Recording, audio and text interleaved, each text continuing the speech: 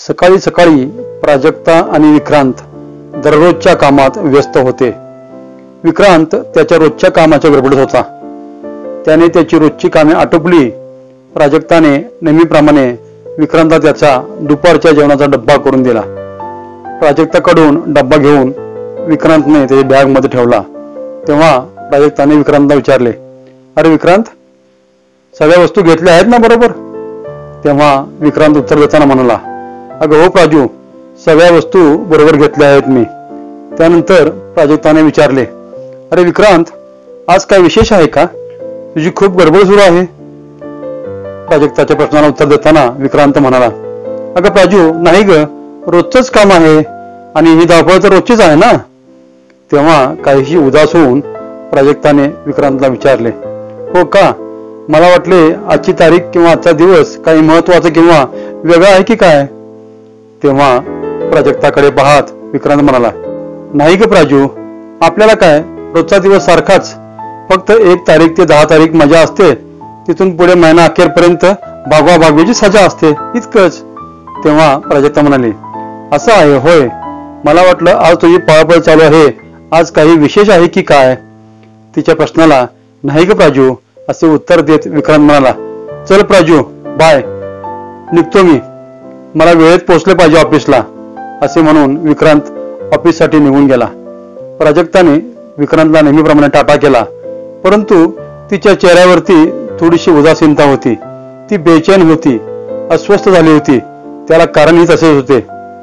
तो दिवस त्या दोघांसाठी अतिशय महत्वाचा होता, कारण बरोबर 5 वर्षांपूर्वी त्या दोघांचे लग्न झाले होते आणि ते पती पत्नीच्या पवित्र बंधनामध्ये अडकले होते. इतक्या लवकर विक्रांत आपल्या लग्नाचा वाढदिवस विसरला, असे स्वतःशीच म्हणून प्राजक्ता खूप अस्वस्थ झाली, नाराज झाली, दुःखी झाली आणि बेचैनही झाली. त्या बेचैनीच्या अवस्थेतच ती घरातील सोफ्यावर बसली आणि डोक्याला हात लावून विचार करू लागली. बराच वेळ तशीच बसल्यानंतर घरातील टिपावर फ्लॉवर पॉटच्या खाली ठेवलेला फिकट जांभळ्या रंगाचा कागद वाऱ्याने फडफड करू लागला होता. तेव्हा तो जांभळ्या रंगाचा कागद कशाचा आहे हे पाहण्यासाठी म्हणून तिने तो कागद उचलला. तिला वाटले एखादी महत्वाची पावती किंवा ऑफिसच्या कामाचं महत्वाचं काहीतरी असेल, म्हणून प्राजक्ताने तो फिकट जांभळ्या रंगाचा कागद उचलला आणि तो कागद एका बाजूला ठेवणार तोच तिला कागदावर काहीतरी वेगळा मजकूर जाणवला. ती त्यावरचा मजकूर वाचू लागली. त्यावर लिहिले होते, प्रिय प्राजू, तुझ्या आवडीचा खाऊ मी टिपावरच्या बॉक्समध्ये ठेवला आहे.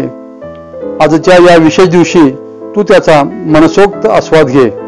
प्राजक्ताने पुन्हा एकदा ती चिठ्ठी वाचली आणि तिने टिपावरचा बॉक्स उघडून बघितला तर काय, कॅरीबॅग मध्ये खरोखरच तिच्या आवडीचे भरपूर चॉकलेट्स होते. तिने लगेच त्यातले चॉकलेट खाण्यास सुरुवात केली. तेव्हा तिच्या लक्षात आले की चॉकलेटच्या खाली फिकट लाल रंगाच्या कागदाची चिठ्ठी होती.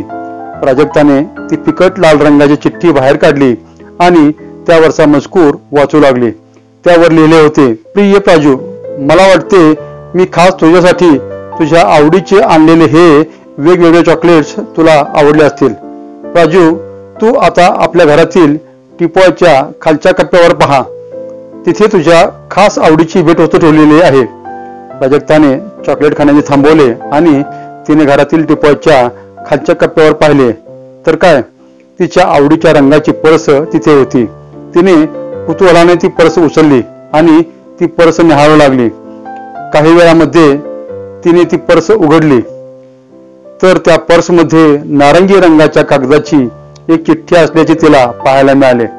तेव्हा तिने नारंगी रंगाच्या कागदाची ती चिठ्ठी घेतली, हातामधली पर्स टिपावर ठेवली आणि चिठ्ठीवरील मजकूर वाचू लागली.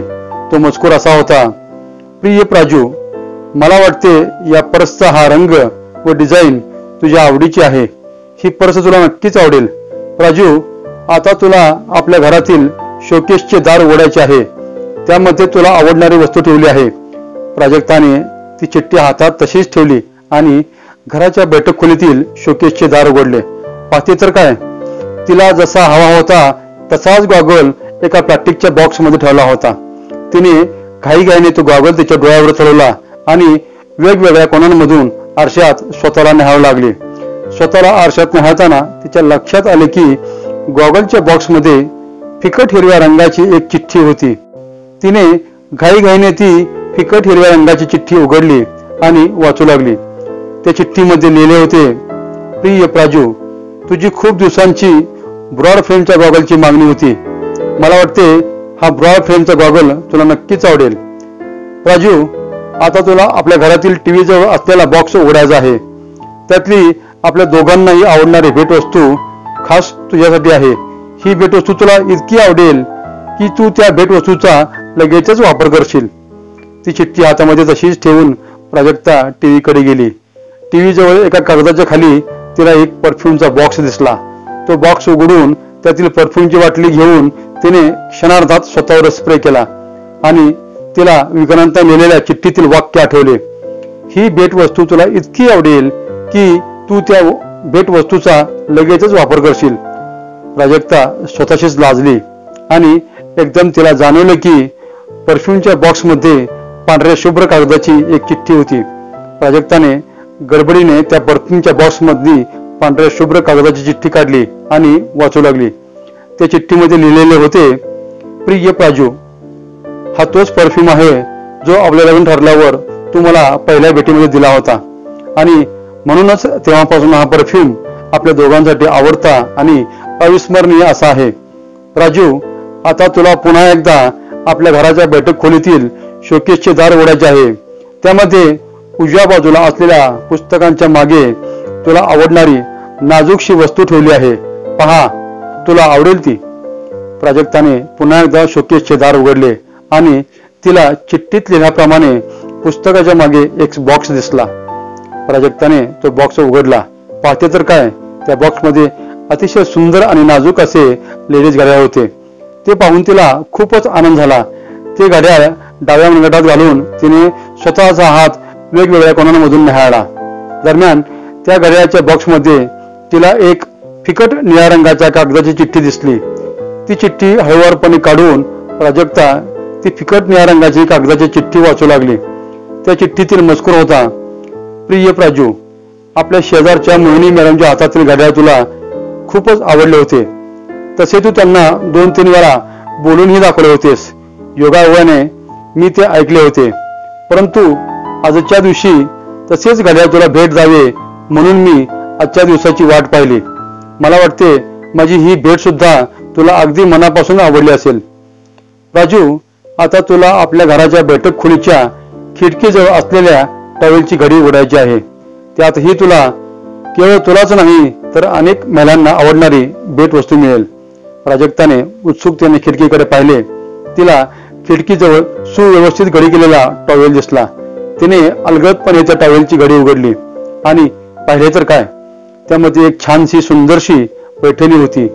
पैठणी पाहून प्राजक्ता फारच खुश झाली, आनंदी झाली.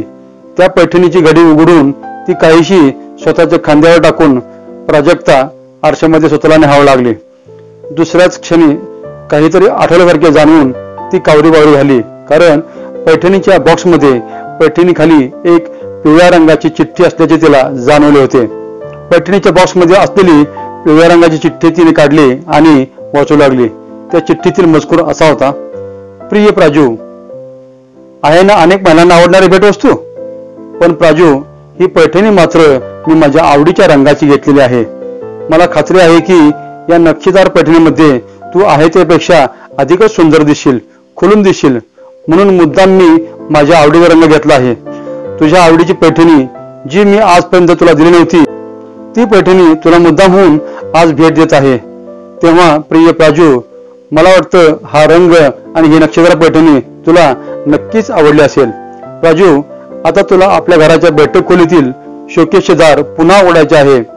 त्याच्या खालच्या कप्प्यामध्ये तुझ्यासाठी अशी भेटवस्तू आहे की जी वस्तू आपल्याकडे असावी हे बऱ्याच महिलांचे स्वप्न हे स्वप्नच राहून जाते. चिठ्ठीतील मजकूर वाचून प्राजक्ताने अतिशय घाईघाईने शोकेसचे दार उघडले आणि शोकेसच्या खालच्या कप्प्यामध्ये तिला एक ज्वेलरी बॉक्स दिसला. तो ज्वेलरी बॉक्स उघडताच प्राजक्ताला त्यामध्ये डायमंडचा नेकलेस सेट दिसला. तो सेट पाहून तिने तो सेट गळ्याला लावला आणि आरशामध्ये पाहून आनंदी झाली.